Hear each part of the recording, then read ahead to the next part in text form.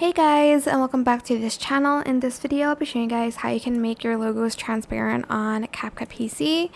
So I just added a video here to show you. Go to local and grab the logo of your choice.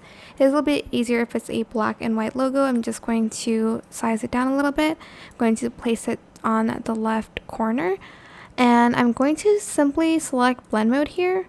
And I'm going to select either the brighten one, and it's going to delete that like black background, and you can adjust the opacity if you don't want it like too out there.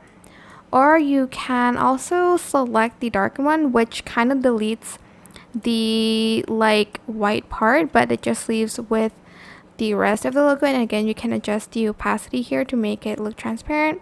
You can kind of like play around with the blend mode here, but it mostly works on like other colors, but if you want to make your black and white logo transparent, you can do it with the blend mode right here.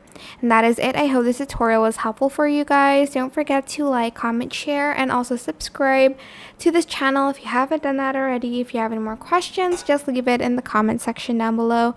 I will try my best to answer them all for you guys. And if you found this video helpful, please click the thanks button above the description box down below. Thank you so much for watching. Bye.